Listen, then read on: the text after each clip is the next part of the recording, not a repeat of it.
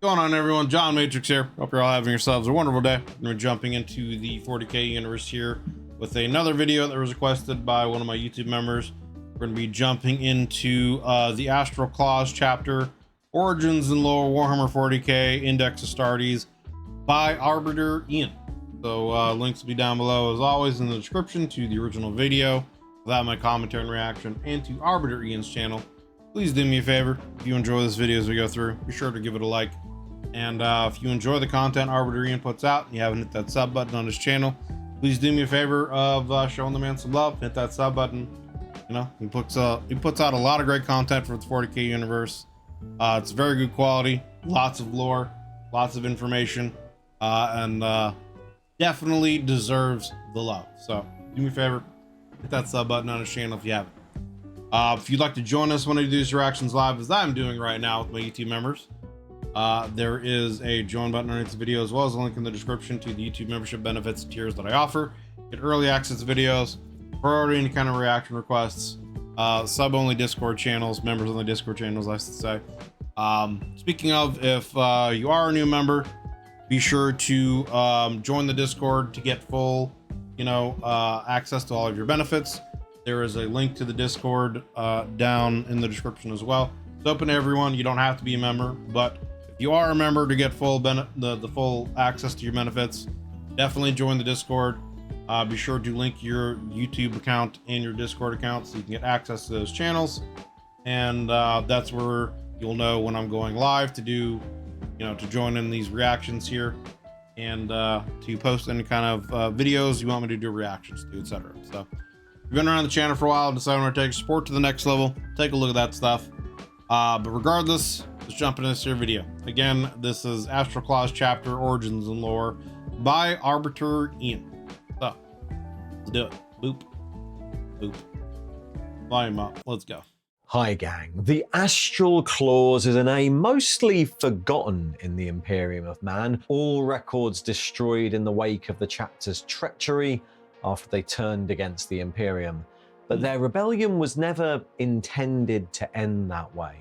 The argument of the Astral Clause and their chapter master, Luft Huron, was originally a legal dispute over who would better protect the Imperium, and no one expected it to spiral into rebellion, secession, and the years-long conflict that was the Badab War. Oh.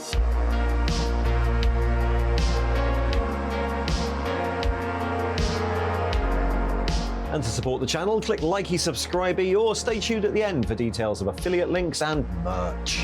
Yep. Like I said, click likey, subscribey. Check out his merch, Patreon, all that kind of stuff. Give the man some support if you enjoy his content.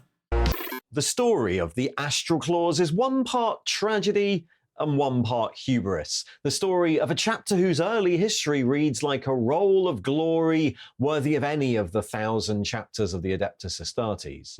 An efficient, codex-compliant, fleet-based chapter of some renown, the Astral Clause spent 5,000 years crusading across the Imperium, coming to the aid of disparate war zones and many of their fellow chapters, considered special. That is a weird-looking ship, brother.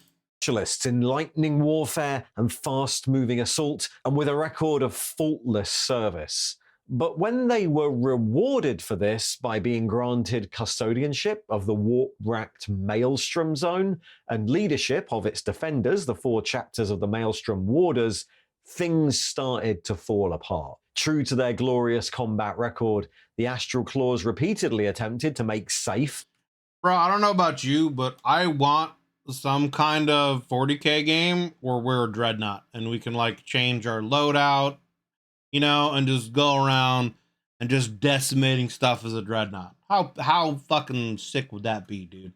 You know what I'm saying? Like, give me a Dark Tide game where I can be a dreadnought and just sitting there wiping out hordes of bad guys. Just give it to me. Anyway. Their new domain, and by extension the Imperium at large, in a series of grand campaigns and purges, any of which could have ended the threat once and for all. But each time they tried, they were denied the resources they required, their allies pulled away elsewhere by a distant and uncaring imperial bureaucracy that they increasingly came to resent. And when they So it sounds like this chapter was very loyal to the Imperium. Were very good at what they did, but because of bureaucracy and issues like that, they got kind of abused and tired of dealing with that, and I guess fell to chaos because of that, something like that. Finally decided to take matters into their own hands to dismiss the mortal authorities they Yeah, I was pretty upset about the Dreadnought DLC for Chaos Gate. Like, it sucked that you could only use it on specific missions, and yeah, it definitely needed to be something that was integrated overall into the main game more. had become so disdainful of, and build up their forces to a level where they could do what they saw as their emperor-given duty, their actions would eventually light the flame of a civil war that would consume the whole sector. Hmm. The Badab War would see 17 chapters of Space Marines engaged in open conflict. The Astral Claw's homeworld Yeah, I don't remember the Astral Claws being talked about much in it when we went into the Bad Eye War, though. But there were also so many of them that were brought in that were talked about, that I just might not be remembering. destroyed, and the survivors of the chapter consigned to an eternity as renegade Chaos Marines, raiders in the mold of the very enemy they originally sought to destroy. Piecing together the early history of the Astral Claws can be a difficult task. In the light of their secession, the chapter was subject to an edict of obliteration carried out by the Inquisition, an order to burn any mention of the chapter from Imperial records, and the Astral Claw's own archives would be destroyed with the fall of their planet at the end of the war. However, some information still remains from dusty data vaults not yet consigned to the flames, or contemporary reports that still exist from that time, enough to put together a partial history of the chapter. The Astral Claws chapter seems to have been an active part of the defense of the Imperium since M35, with a history of glorious leadership and effective campaigning few other chapters could match. They were formed during the 10th founding at the end of the Nova Terra. What legion were they based from? Right? I don't think he said that yet, right? He hasn't said like they're from the Iron Fists, or their lineage is from like what lineage the Astral Claws come from. Terra Interregnum, a founding designed to shore up the Imperium's borders at a time when internal strife had weakened its military coordination and eroded its defences for many centuries. At their founding, it seems that the chapter were fleet-based, moving from war zone to war zone as needs required, and were active in the final stages of the war against the Nova Terran rebels during the Cataclysm of Souls, as well as participating in the Perfidian Wars and fighting against the Orcs during the early purges of Lord Solar Justaris Macro. One of their most prominent early battle honours was fighting in the defence of Cadia as part of the response to Abaddon's 5th Black Crusade, and this earned them the right to display their standard in the halls of the Eternity Gate upon Terra. It has, of course, since been taken down. It was clear that at the time, they were a rising star amongst the many chapters of the Astartes, and mention of their... That's a pretty dope looking sigil right there. The like claw around a star. That's pretty sick. Deeds is plentiful throughout the following few millennia. In M37 and M38, they seem to have mostly been in operation around the Segmentum Obscurus. They fought in the Ecclusiad Wars and the Tanninim Crusade that followed, fighting for more than 4 decades across the northwestern fringes of the Imperium. During this time, they liberated the Naraka subsector from Orc occupation, their fast-moving bikers and rhinos cutting off the Orc tanker mobs on Gulag 6, and then spent years roaming the darkness of the Tanninim Expanse, destroying outcast Eldar raiders, Xenarch enclaves on Alakstar, and recovering the ancient explorator arc Principia Gravis in 714 M37. For all this, they were honoured with an imperial scepter of victory and granted a temple of honour on the shrine world of Paisentos, of course now deconsecrated. The chapter are also mentioned repeatedly in the Apocrypha Kali, which describes them as having 3 sons, implying that the chapter's gene seed was used to create 3 successor chapters, which would have been a great honour for a chapter so relatively young. Yeah. It's possible they might have even kept a chapter homeworld in the Segmentum Obscurus at that time, but that's unknown, partly because in 288 M38, while fighting. Like, I wonder if that was a situation where it was like out of necessity because they needed to rebuild the Astartes after the heresy, right? Or, you know, was it an honor because of how loyal they were and how great of warriors they were during the heresy that they were able to have three successor chapters or whatever, you know, founded from that one lineage? But that's pretty interesting. Alongside the Dark Angels during the Ultid Crusade, the entire Astral Claws chapter is listed as destroyed in action. The next time they returned to the Imperial record, it would be 1800 years later. And that would also make sense as to why they would have the 3 chapters based off it, because their gene seed was so stable. At the end of the 39th millennium, fighting during the fall of the Gorgon. I wonder also, though, like, what if their lineage is from a traitor legion, but they remained loyal, you know, and that's why they want it to be unknown. They just left it as unknown that way specifically for that, right? I mean, it could just be like your own personal headcanon thing as to, you know, if you wanted to, you know, make your own backstory with them for yourself for use in like the tabletop stuff. But I wonder if, like, in canon, it's supposed to be a situation where maybe they're actually a successor chapter from what is now a traitor legion, and so they don't want that dishonor upon them, so they're just leaving it unknown. Right? Exactly. So that could be the case too.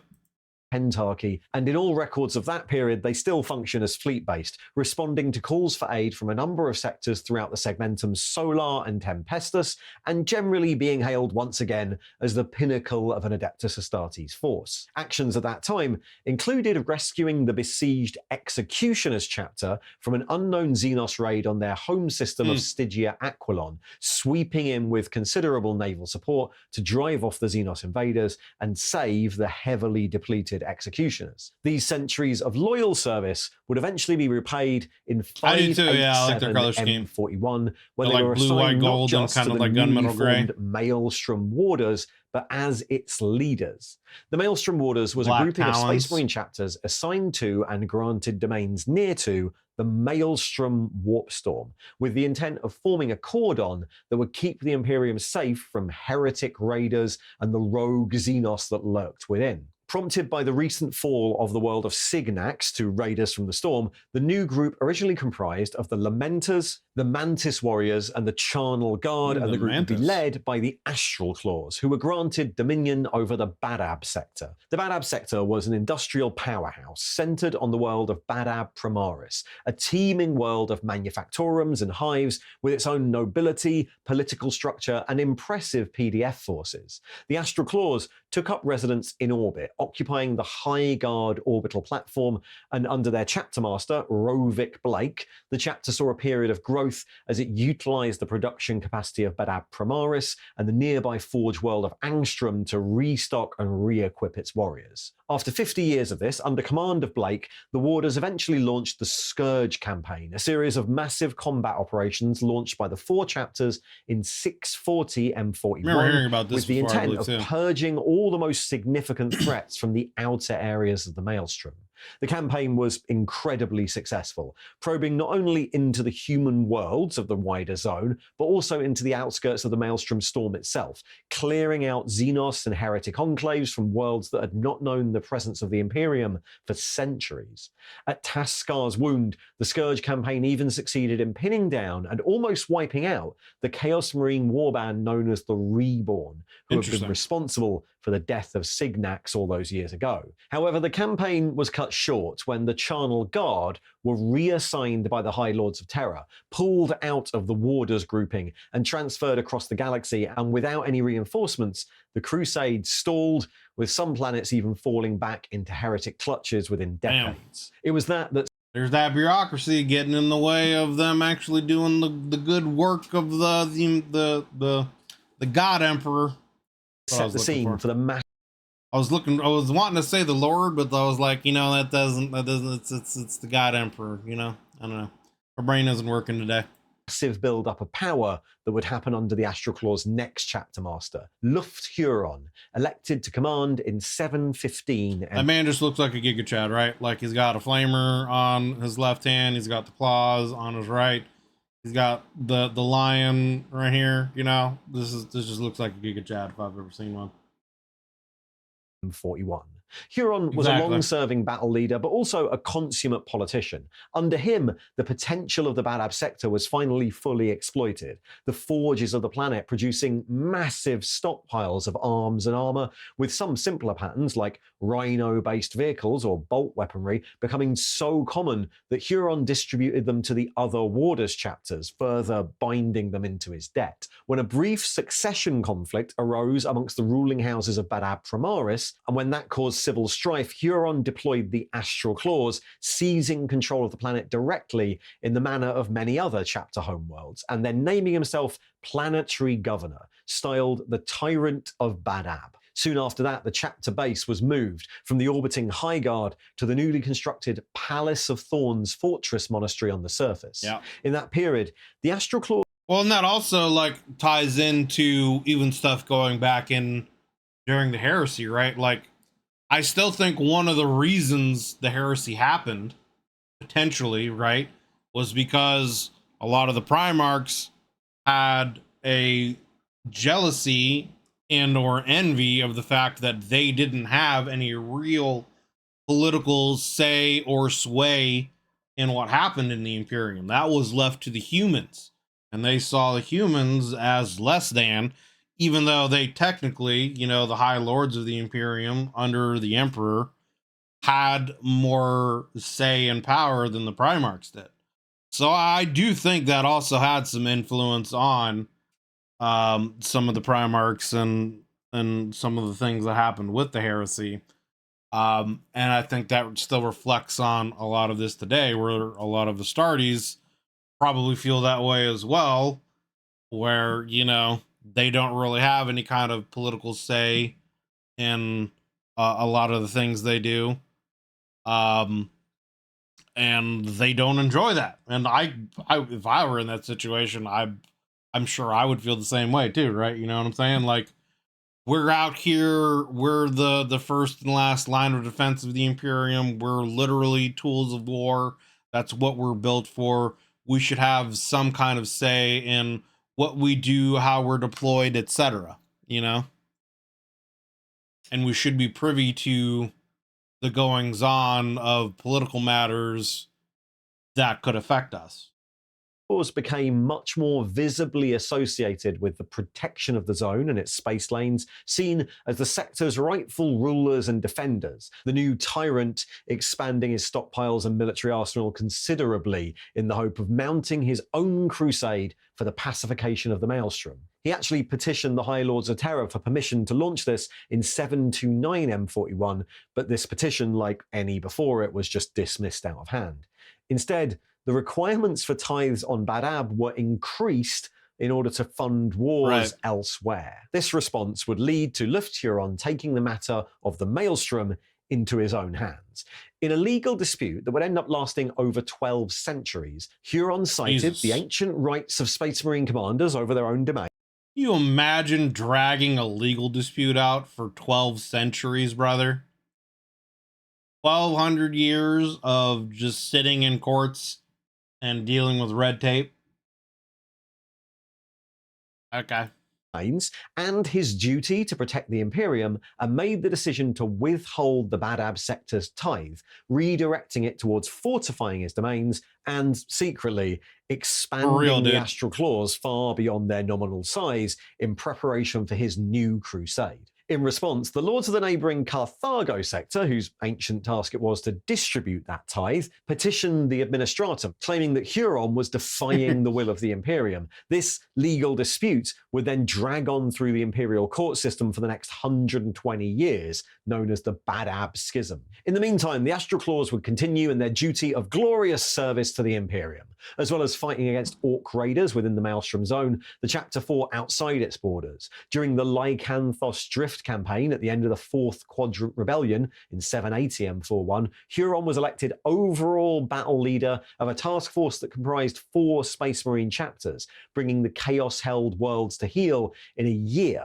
and earning him a reputation as a brilliant strategic commander, though he earned the ire of the Firehawks commander Stibor Lazarek in doing so, who thought command should have gone to him. They even joined forces with the Black Templars in 869 M41, the Maelstrom Warders effectively coordinating with the Templars' Crusade fleets to bring another 23 worlds on the edge of the Maelstrom. Yeah, I mean, right, like, as far as it goes, like, the Grey Knights and the Templars were the only kind of real Astartes, Legions chapters, whatever you want to call them, that had kind of their own say in what they did.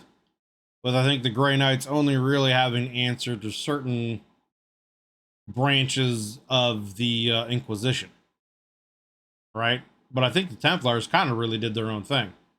Maelstrom back under Imperial control, but yet again, the Templars were recalled elsewhere before the task could be completed. It seemed that every time the Astral Claws made one step closer to pacifying the Maelstrom, the High Lords of Terror directed the forces away, or indirectly led to the gains they made crumbling back away.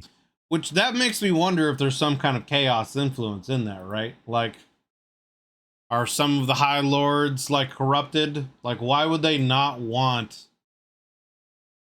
those areas to be purged, unless, again, for some reason, like, there's money and other business things to be made by keeping the threat there, you know? I don't know. But you would think, you know, for the betterment of the Imperium and for humanity, they would obviously want to purge those areas and make sure they're safe, and or at least make it as difficult as possible for other Chaos Warbands, Xenos, etc., to make incursions from those warp-centered areas into, you know, Astartes-held space. But it wouldn't be until the opening of the 900s M41 that the tensions within the Badab sector would finally boil over into war. While it's tempting to attribute this, I mean, I could see that. It's, you know, it's very possible. Like, the Imperium is so vast and so grand that they don't even know how many worlds are under their control and where exactly all the resources and everything come from. And I'm sure there's definitely, you know, corruption and I'm not talking about like chaos corruption. I'm talking about like corruption and like money laundering and resources being diverted to other places and worlds to benefit other High Lords and things like that, you know, to be used for their own little personal gain and things, and stuff like that goes unknown and unseen all the time with how much red tape I'm sure there is to deal with when you have, you know, hundreds of millions, potentially worlds throughout the galaxy that have trillions of people on them, you know what I mean? Yeah. Yeah, gene stealers, you know, for sure. this behavior, their desire to rule over the Badab sector and the wider zone, that later insistence on their emperor-given right for the Astral Claws to do as they saw fit, as the particular idiosyncrasies of Luft Huron. In reality, Huron was merely a particularly prominent example of beliefs that chapter had held for many thousands of years. The Astral Claws had long been noted as a chapter with an extremely high opinion of themselves and of the right of the Astartes to rule in general. As far back as the 38th millennium, allies had noted that the chapter had a greater lust for glory than for the rewards of duty, and it's clear that the warriors of the chapter saw themselves not only as first and foremost amongst the Imperium's defenders, but also as true angels of the Emperor, set above the common humanity that they ruled over and worthy of veneration, subservience, and reverence by mortal humans. This also stretched as far as believing the Astartes to be ultimately superior to all other non-Astartes agencies of the Imperium, and they were quick to anger in the case of any other branch of the Imperium meddling in what they saw as their holy mission. This disdain for mortal humans also meant that while they saw themselves as humanity's defenders, they generally had little regard for individual mortal lives, and were notably sanguine about the sacrifice of millions, even billions, if it would achieve their wider aims. And within their own domains, they considered this decision their right to make. See, to me, like, I don't know. I can't speak for the Emperor, obviously. But to me, that speaks to like a flaw in the Astartes, right? Like, you would, and again, it's been stated numerous times by both Malcador, you know, and I think the Emperor himself, that like they were in a rush to get stuff done, so they weren't able to necessarily set things up exactly how they wanted, right? You know, but you would think when you want to make a tool, a weapon like the Astartes, whose sole purpose is to protect humanity, and once that goal would be achieved, right? Like, I don't know, just the idea of Astartes, like, having that thought seems like it shouldn't be a possibility, right? Having Astartes think that they are above humanity to the point where they should be worshipped and venerated as angels or gods or demigods or whatever, especially with, you know, the Emperor not wanting himself to be thought of as a god and wanting to kind of abolish religion in general, right? Like, that seems like a pretty big flaw. Which obviously, I mean, that happened with the word bearers. And that could speak to their lineage, right? That could speak to their lineage. Maybe they were an offshoot of the word bearers, you know, and that's why they feel that way, you know. That could be a hint as to the offshoot of their lineage, you know. I don't know. But yeah.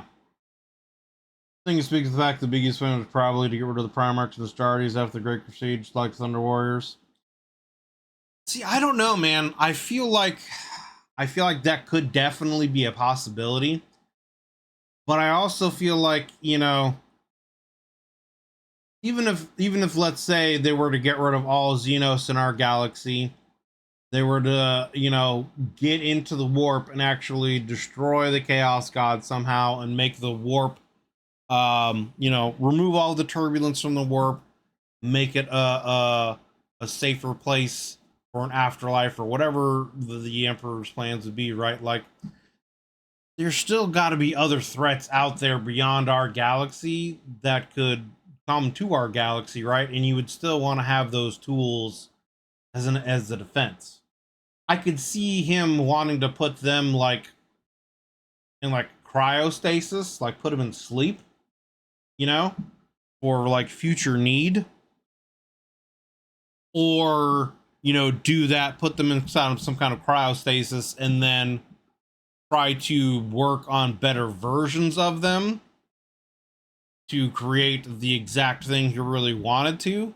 But I feel like there's always going to be some kind of, you know, Primarchs, Custodes, Astartes in some form. He just might want to keep perfecting the process until he gets what he is really aiming for situation. You know what I mean? Like, I feel like there's always going to be a need for something like that. He just wasn't able to create exactly what he wanted and had to settle for what he made, you know, at the time. Right.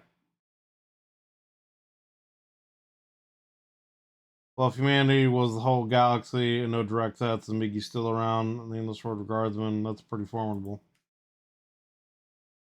Indeed. You know? Yeah, I could probably, I mean, that's what I'm saying. I think he would probably want to start over. Because, like, even if he were, like, let's say the Primarchs were, like, let's say he hit the marks with everything he wanted to create with the Primarchs, right? He still didn't get to raise them the way he wanted to. You know what I mean? Like, he might have had an idea of specifically how he wanted to raise them, teach them about things, ideals, etc. And he didn't get to do that because the Chaos Gods sent them away, you know, when they were still in their, you know, infant tubes or whatever. So he may just want to start over again with that in mind, just having the ability to actually teach them and raise them the way he wanted to. You know, I don't know. Anyway, let's continue. Unknown if these beliefs arose because of ancient traditions or some quirk of gene seed, as any records of the source of their gene seed reserves have been expunged. But their genetic legacy was noted to be particularly clean and stable, with no outlying markers that might suggest degradation. Both the Ultramarines and the Dark Angels have been suggested as primogenitors of the chapter, but no concrete records exist to corroborate either. The Astral Claws had always been a Codex-compliant chapter in organization, but historically, perhaps because of their origin as a rapid reaction force, the Astral Claws' combat doctrines had always shown a preference for relentless attack, boarding actions, and speed. They always maintained a strong fleet, and their regular ranks were... I mean, that sounds kind of like the White Scars, right? You know, fast hit and run tactics. Augmented by a larger than normal complement of dreadnoughts and by large numbers of bike and speeder mounted troops. In fact, the skill of their bikers was notable. This preference for immediate response and fast engagement could see the chapter making tactical decisions that others might consider rash or foolhardy, their pride leading them to assault superior forces or refusing to retreat or regroup, but the chapter's commanders seem to have taken this in their stride. The greater the risk, the greater the chance of glory. For much of their history, the Astral Claws, which again could go to them wanting to keep that a secret, right? Like Luna Wolf, Sons of the Forest, if that's where their line comes from, they would definitely want to keep that a secret, right? Because who would want to follow Sons of Horus? Utilized a very simple scheme of silver plate armor, complemented by occasional blue and gold details, and their symbol was the yellow and black line. And isn't their color similar to the Sons of the Horus, like the earlier ones before they become the Luna Wolves? Or am I mistaken? Lion's head on a blue field, with lion engravings and carvings featuring prominently as honor markings or vehicle decoration. However, this organizational structure and those markings diverged considerably once they took over control of Bad Ab, and especially once Luft Huron started his expansion program. After the formation of the Maelstrom Warders... Maybe I'm thinking of the World Eaters colors before they became the World Eaters. I don't remember. But that color scheme looks familiar to like what another legion was that then got changed in the future, right? Their marking, the Swirl of the Void, became common amongst its 4 chapters, but it was particularly common on the warriors of the Astral Claws. And then, after the rise to power of Huron, his personal heraldry, the Tyrant's Claw, also became a common marking. And as the expansion of the chapter happened, this came to replace the old symbols entirely, paired with a number of simplified color schemes, even sometimes just unadorned silver armor. The exact details of the Astral Claws expansion and the crimes committed in doing so are unclear, but it's certainly the case that the chapter numbers far exceeded that of most chapters well before the outbreak of any war. Contrary to popular opinion, there's no exact number that a Space Marine chapter is required to cleave to, but around 1,000 fighting Marines is the intended size, and there's considerable suspicion within the Halls of Terror over any attempt to expand far beyond that. Legion building is considered to be hubris of the sort that birthed the heresy. There is a little leeway there. Some ancient chapters never accepted the Codex Astartes to start with, and have always been overstrength, and crusading chapters, whose fleets are dispersed across the galaxy, have more leeway than most. But in either case, it's clear that Huron cared little for this convention. To his mind, Space Marines should be unstoppable armies who ruled over mortal humans, and expansion seemed to be something he had no problem doing, though he was wise enough to keep the exact size of his chapter hidden. The first instance of this expansion was likely to be the secret reabsorption of the Tiger Claws. The Tiger Claws chapters were one of the 3 successors of the Astral Claws, and in late M40 they emerged from a long isolation. Wasn't that also part of like Dorn didn't agree with what Guilliman was trying to do with the Codex Astartes, the reforging of it, and the Templars are technically an offshoot of Dorn's stuff, right? Because they were founded by Sigismund. So isn't that kind of part of the lore behind the Templars too? It's like Dorne didn't agree with it, but kind of gave in so that another civil war wouldn't happen. But Sigismund was like, nope, we're gonna do our own thing. At this point, thought lost in the warp, the chapter was badly damaged and its numbers very low. But when the master of the Tiger Claws, Vendatha, undertook a journey to Terra to petition for his chapter's gene seed to be released so he might rebuild, he mysteriously went missing. It seems likely that the remainder of the chapter found a home with their forebears and were quietly absorbed into the Astral Claws. Around the same time, the Astral Claws' regular gene seed tithe stopped being delivered back to Terra, something that happens occasionally with many chapters, but seen in hindsight, it's clear this was also part of the expansion plans. It's estimated that by the time of the Badab War, the Astral Claws chapter was at least 3 times its nominal size. The main body of the chapter, those that existed on paper, was stationed on and around Badab Primaris, organized in the tradition. I mean, it makes sense that they would expand though, right? Like he would need to keep his influence because he's not getting help from the Imperium anymore. So like, what else is he going to do? Way, but an entire shadow chapter also existed. Another 10 battle companies with a focus on boarding actions and close assault that was dispersed through the Astral Claws fleet. This fleet was also vastly swollen, often with ancient ships captured from the various heretic and unaligned raiding forces the chapter had destroyed over the years and salvaged. As they're just looking at these fleets, a thought came into my mind, like these ships, right? Like, has there ever been like a chaos ship that has been captured by the Imperium and had the demons aboard like excised so that it could like be reused by the Imperium? I guess why would the Imperium even want to do that, right? Like they would probably just want to destroy it, but like wouldn't you think that there would be intelligence, information things or whatever about the goings on with the chaos fleets that they might want to glean from that, I don't know. That's just a thought that came into my mind looking at this. Has there ever been, a chaos ship that's been captured by the Imperial fleet that then like had the demons in there or whatever that were possessing the ship excised and purged so that they could, capture it and go through whatever intelligence they could find? Because that's not something I've heard about. It would be an interesting story.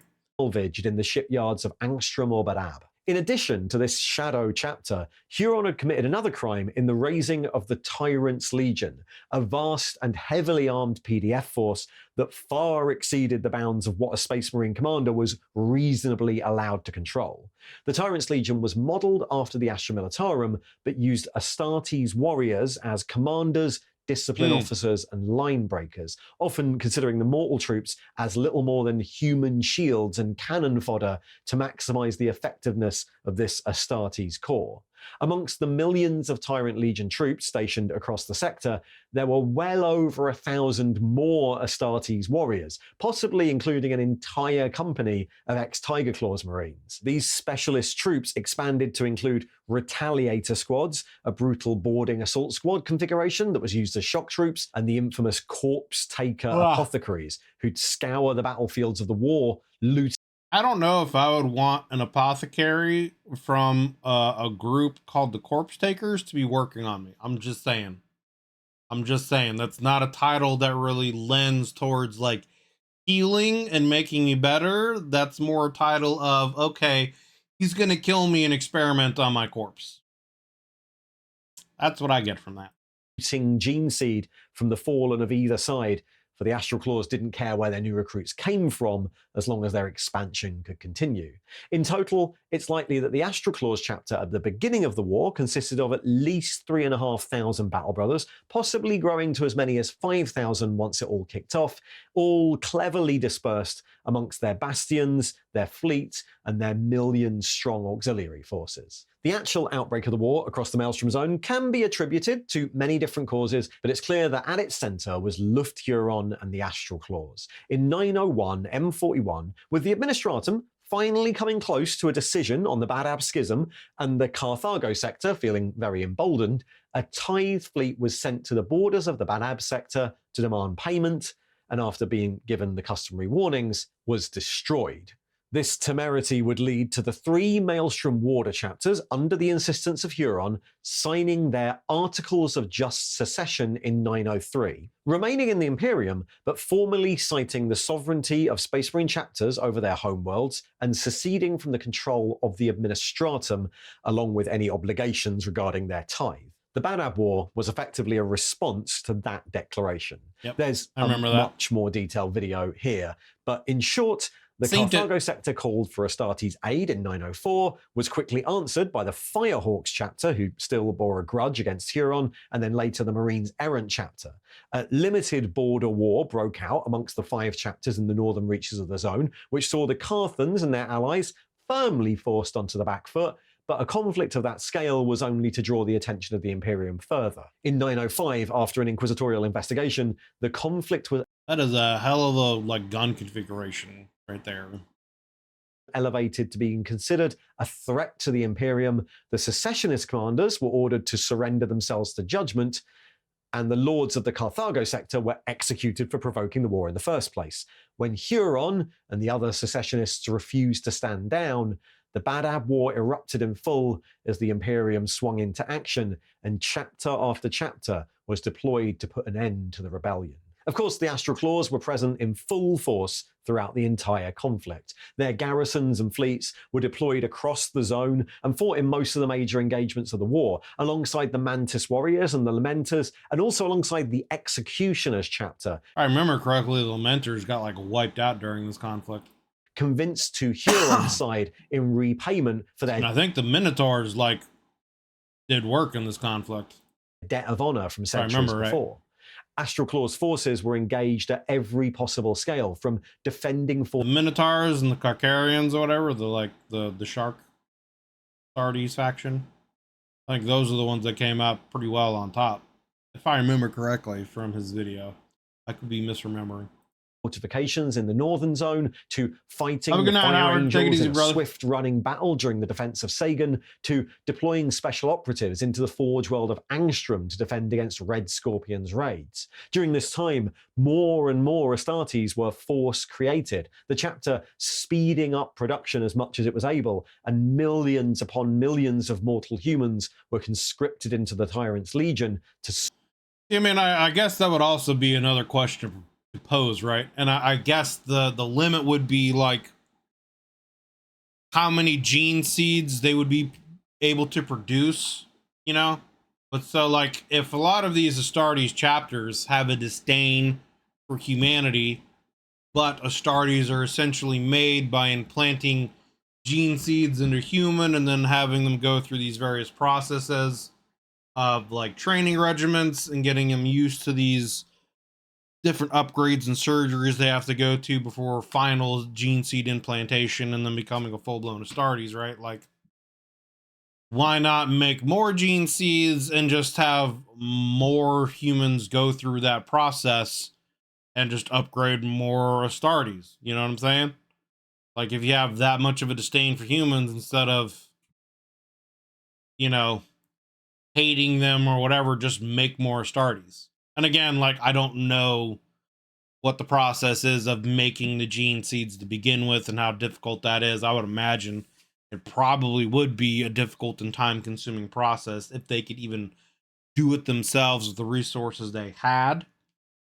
But that would seem to me to be a more logical solution, is if you're tired of dealing with humans, just turn as many of them you can into Astartes. And then the ones that die during the process of making them into Astartes weren't worthy of Astartes to begin with. You know what I mean? Soak up the bolts of the attackers. Eventually, though, with the weight of numbers piling against them, the Astral Claws started to become isolated. Successive chapters of loyalist Marines eventually pinned... That man has a massive head. What is that? The Mantis Warriors down in the Endymion zone, and the Lamenters were knocked out of the war by the Minotaurs chapter, and even the Astral Claws allies and the Executioners deserted them when they discovered the practices of the Corpse Takers. When the final loyalist push came, besieging the Badab system itself and slowly pulling apart its formidable defenses, the Astral Claws stood almost alone. in the final throes of the war, as the surface of Bad Ab Primaris cracked from seismic charges placed by the Carcharodons, Huron fought and killed the Star Phantom's captain Drukal Androcles in the collapsing Palace of Thorns before eventually fleeing the planet with as little as 300 survivors of the chapter aboard the Astral Claws cruiser, the Spectre of Ruin. The end of the Bad Ab War was effectively the end of the Astral Claws. In the wake of the war, the chapter was declared excommunicate traitorous and its worlds given over to the Star Phantoms, but their story doesn't completely stop there. Luft Huron and much of his command staff, as well as a core of Astral Claws veterans, survived, fleeing. Kind of sucks, really, right? Because they were very loyal to the Imperium. They were a very strong chapter with a pure gene scene lineage. And it just happens that a bunch of bureaucracy got in the way and ended up turning them against the Imperium, kind of a situation. You know, I wonder how much of that is a factor in a lot of things that do happen with some of these Astartes chapters. Is like the bureaucracy works against the Astartes and what they try to do, and a lot of these chapters get tired of it, try to do something about it, and are then branded traitors when they technically really aren't. Into the Maelstrom itself and establishing themselves on a world deep into the Warp Storm. Their Huron, grievously injured in his final duel and painstakingly rebuilt with bionics. You know, thinking about that, you know, that question, it would honestly be interesting to have a story that would happen where an Astartes chapter does that, and then they get actually some kind of blessing of the Emperor because, like, they're meant to work against that. You know what I'm saying? I don't know. I could just see that being an interesting story where an Astartes chapter, you know, turns against the Imperium because of certain bureaucracies and corruptions or whatever getting in their way from them doing the right thing. And it turns out that that's what the Emperor wants them to do. So they rise up. I don't know. I just feel like that would be another interesting story. Kind of another like small Civil War story where they're actually guided by the Emperor to do things to make change in the Imperium. That could be interesting. Founded the world of New Bad Ab and built himself a new Palace of Thorns. With nowhere else to turn, he made dark pacts with the powers of the Warp, and eventually he emerged reborn as Huron Blackheart, Lord of the Red Corsairs, yeah, I remember that. A piratical force of renegade Astartes that continue to plague the Imperium to this day. In the mind of Huron, he was always right. He desired to be a general, not a monarch, and his actions were only ever to protect his domains.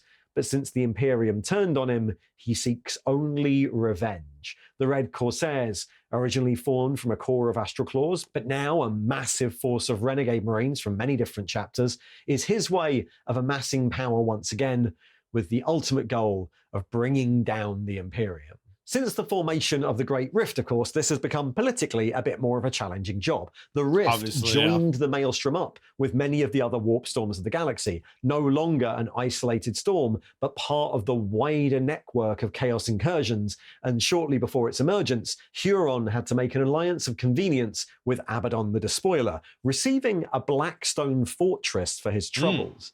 By the end of the 41st millennium, the Astral Claws are no more, but the Red Corsairs are a bigger threat than ever, and Huron Blackheart is a much more dangerous foe to the Imperium than Luft Huron ever was. So that's the Astral Claws. Surprisingly, while the events of the Bad Ab War have remained relatively consistent over the years, the chapter itself has gone through a few changes.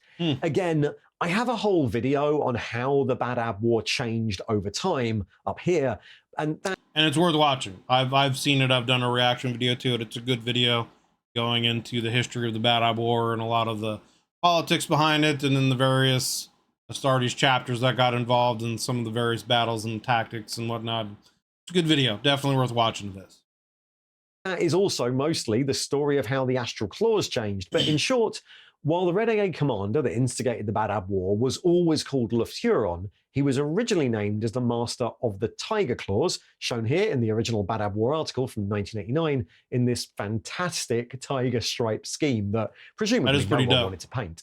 At this time, The Tiger Claws were the main secessionist force in the war, which started when the Imperium attempted to collect their undelivered tithes, and Huron was an obviously power-hungry and maniacal commander, rumored to even be an alien shape-changer or under some sort of alien control, and also psychic. Eventually, a lot of that chaos, corruption, alien control thing would be shifted into the description of Huron Blackheart and the Red Corsairs, who have limited psychic powers and like a weird alien friend that follow them around. And that storyline got a lot more development over the 90s and the 2000s, since the Red Corsairs were an active Space Marine force. The rest of their backstory, which painted the Astral Claws as prideful but very loyal, was only created in 2010 for the Bad Ab War campaign books, by which point they had now been switched to Astral Claws. It was actually the Bad Ab War books in 2010 that reintroduced the old Tiger Claws as this wayward, possibly corrupting influence on them.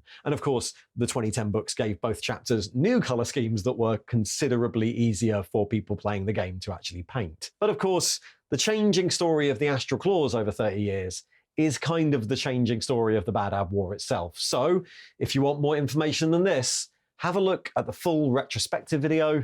I'll put a link in the thing below. Until then, until we return with another chapter, thanks for watching. There you go, my dudes. There you go. That was Arbiter Ian with the Astral Claws, Chapter Origins and Lore, Warhammer 40K Index Starties. Check out the man's channel. Link will be down below in the description as always to his channel, to the original video without my commentary and reaction. If you enjoyed this video of his, be sure to go over there and give it a like. And if you enjoy the content that Arbiter Ian puts out, definitely hit that sub button on his channel if you haven't already. Check out his merch. He's got a Patreon if you want to go over there and give him some support. And yeah, check out all his other stuff to see, you know, what other and all ways you can support him. I would also definitely recommend checking out the other video about the Bad Ab War that he'd mentioned. As I said, I've watched it. I've done a reaction to it as well. If you wanted to check out my, you know, reaction video to that, you definitely can. But if you want to check out his original video, you should definitely do so. It's worth checking out to get more information, like I said, on all the various chapters that were involved, more of the political back and forth that happened between the High Lords and you know, the Astral Claws and etc., and how everything went down. It's very interesting and fascinating. It's more of the stuff that I really enjoy about the 40K universe, so it's worth checking out. But yeah, great video, going in a little bit more some more background information about the Astral Claws themselves.